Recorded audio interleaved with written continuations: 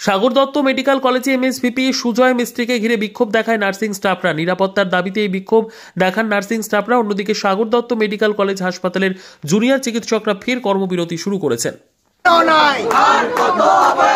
নিরাপত্তা কবে পাবো?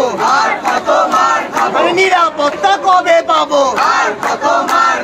মিটিং মিটিং বন্ধ করো, সিকিউরিটি শক্ত করো। মিটিং বন্ধ করো, সিকিউরিটি শক্ত করো। মিটিং বন্ধ করো, সিকিউরিটি শক্ত করো। মিটিং বন্ধ করো, সিকিউরিটি শক্ত করো।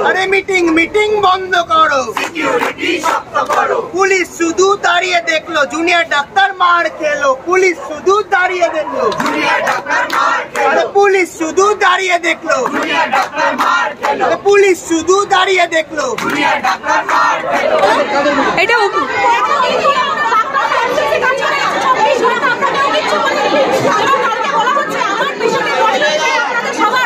আর্জিকর করে দেবো, এটা কে বলেছে আপনাদের?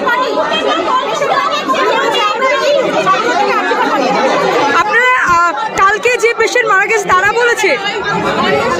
কালকে আপনি ছিলেন?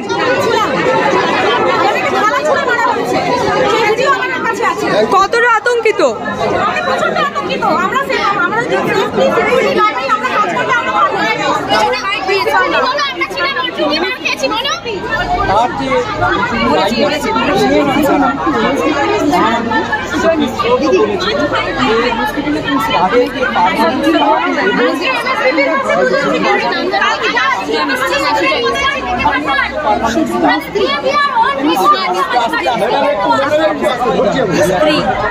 মহামান্য চিফ জাস্টিস অফ ইন্ডিয়া কথা বলেছেন, কিন্তু আমাদের সেই সিস্টেমটা এখানে ছিল না।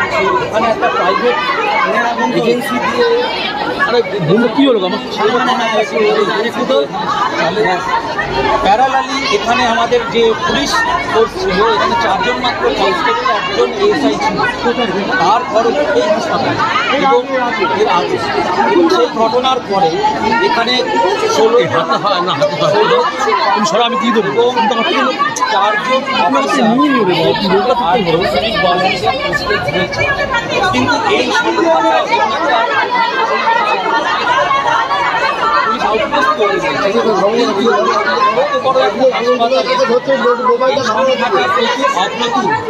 আরো বেশি সংখ্যায় এখানে ট্রেন্ড পার্মানেন্ট সিকিউরিটি গার্ডের প্রয়োজন আছে।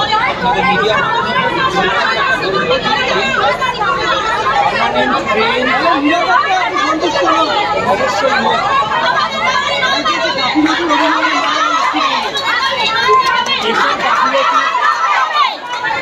পেশেন্ট কোনো গাফিলতিতে না যায়নি। পেশেন্ট যখনই ভর্তি হয়েছে আমাদের হাসপাতালের ডাক্তারবাবু এবং নার্সিং স্টাফ তারা সঙ্গে সঙ্গে সেই পেশেন্টকে তাদের যথাযথ কিন্তু আপনাদের কাছে বুঝতে হবে, একটা পেশেন্ট যে পেশেন্টকে 5 দিন মৃতপ্রায় অবস্থায় আমাদের হাসপাতালে এসে ভর্তি হয়েছিল, তার বিএসটিতে তার নিদর্শন লিখিতভাবে রয়েছে। এই পেশেন্ট অবস্থায় ছিল না, পেশেন্ট একেবারে মরণাপন্ন অবস্থায় আমাদের হাসপাতালে এসেছিল।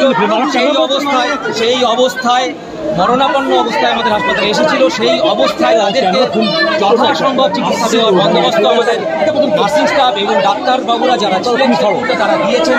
কিন্তু কেউ এখানে হাসপাতালে যারা আসেন তারা অমর নন, কিন্তু মৃত্যু মুখে যদি এসে কেউ পৌঁছয় তাকে সবাইকে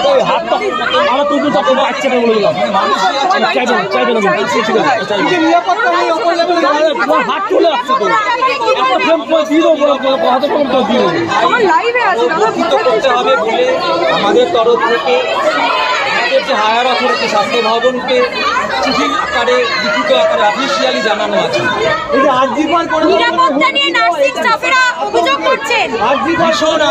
ভীষণ আতঙ্কের এই ঘটনাটা আরজিকরের ঘটনার পরবর্তীতে বহু লোককে বহু জায়গায় এই হুমকি দিতে শোনা যাচ্ছে। এই হুমকি স্বাস্থ্য পরিষেবার জন্য অত্যন্ত খারাপ, স্বাস্থ্য পরিষেবাকে আরও খারাপ দিকে নিয়ে যাবে। তার কারণ চিকিৎসক এবং নার্সিং স্টাফ তারা যদি সুস্থভাবে তাদের কর্মক্ষেত্রে কাজ না করতে পারে, তাদের মাথা শান্ত রেখে যদি না কাজ করতে তাদের দেওয়া হয়, তাহলে পরে যে তাদেরকে যে অবস্থায় কাজ করতে হয়, যেখানে যে কঠিন অবস্থায় রোগীদেরকে নিয়ে কাজ করতে হয়, সেই কাজ আরও খারাপ হবে। পুলিশ আউটপোস্টের ভূমিকা কি?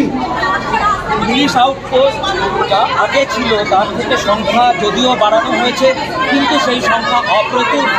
আরও প্রয়োজন আছে আমাদের